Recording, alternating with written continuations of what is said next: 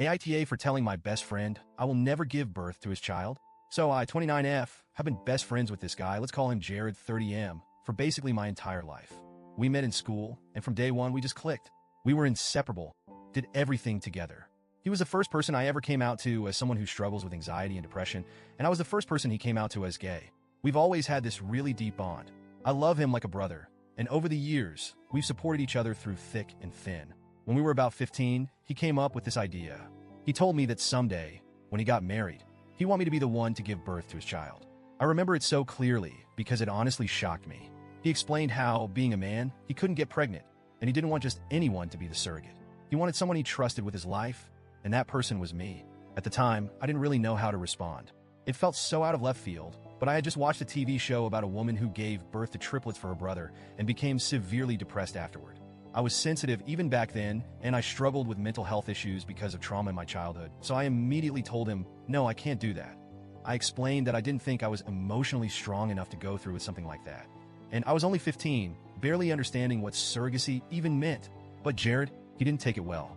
He got mad and didn't talk to me for 2 whole days, which might not seem like a big deal. But for us, we'd never gone more than a few hours without texting or talking.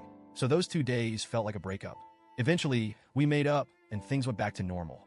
But every now and then, Jared would bring up the topic again. Each time I would tell him no, and each time he would get upset. It started to feel like this endless cycle. I would try to explain over and over that it wasn't about him or his future family. I just couldn't mentally or emotionally handle the thought of being pregnant, let alone carrying someone else's child. But no matter what I said, it felt like he just wouldn't hear me. And then, a few months ago, everything came to a head. Jared recently got engaged to his long-term boyfriend. Of course, I was over the moon for him. They threw this big dinner with friends to celebrate the engagement, and everything was going great until Jared brought up the surrogacy thing. Again, he and his fiancée had been planning their future, and they were serious about starting a family.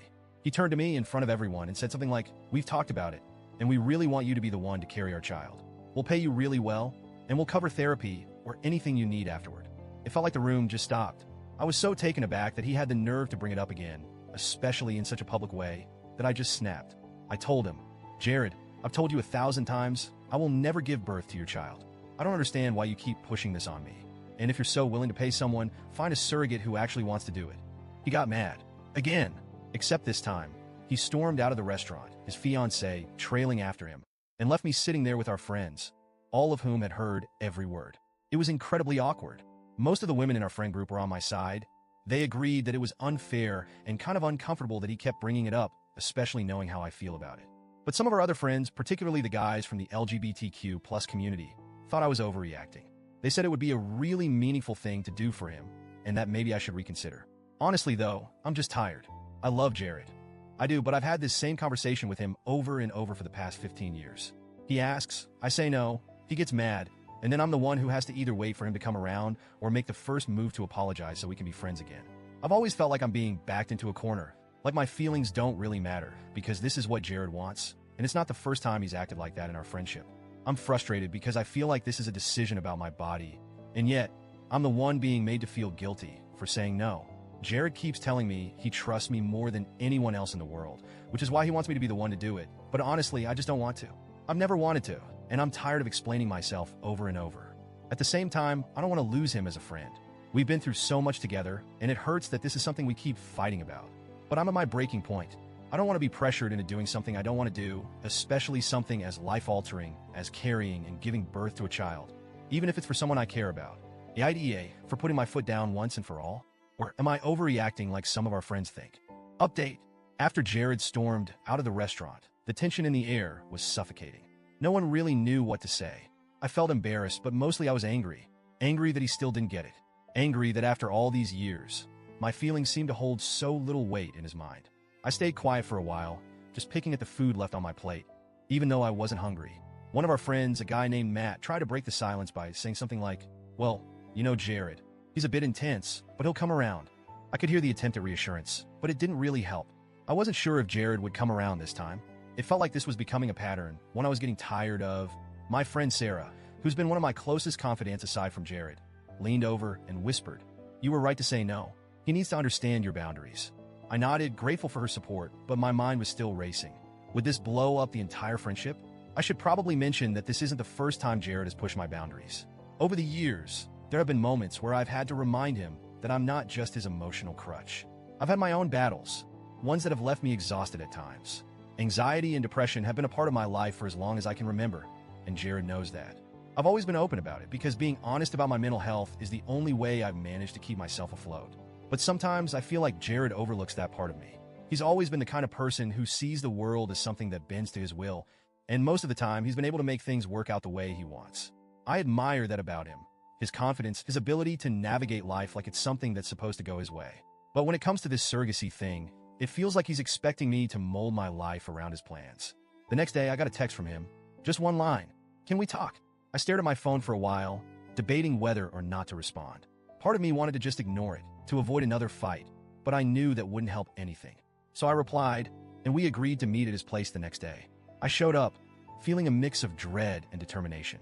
I wasn't going to let him bulldoze me into something I didn't want, but I also didn't want to lose one of the most important people in my life. When I walked in, Jared was sitting on the couch, looking tired. His fiancé, James, wasn't there, which I appreciated. This needed to be just between us. Hey, I said softly, sitting down across from him. Hey, he replied, avoiding eye contact. There was a long pause before he finally spoke. I'm sorry I keep bringing it up, he said, his voice low. I've always pictured you being the one to help me start a family. You're my best friend.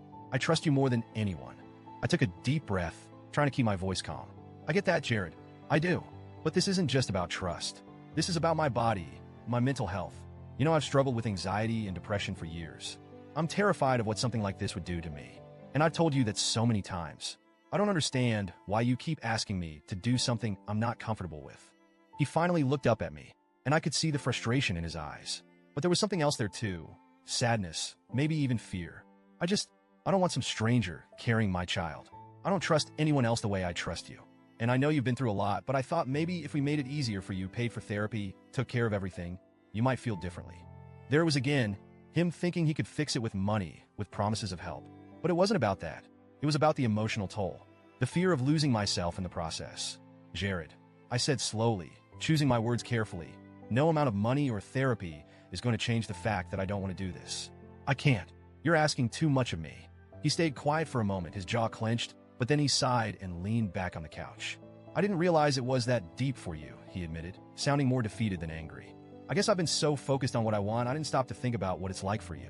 That's the thing, I said, feeling a mix of relief and frustration. You never stop to think about it. You're always pushing, always making me feel like I have to be the one to fix things. I can't be that person all the time. Jared looked away, and I could see the weight of my words sinking in. For the first time, it felt like he was really listening. I don't want to lose you, he finally said, his voice barely above a whisper. You're my best friend, but I don't know how to stop wanting this. It's been in my head for so long. I nodded, understanding that this wasn't going to be something he could just switch off. But at the same time, I had to stand my ground. I know you want this, I said gently, but you have to respect that I don't. I love you, Jared. I'll always be here for you in every other way. But this is a boundary I need you to respect. There was another long pause before he finally nodded. Okay, he said softly. I get it now. I'll stop asking.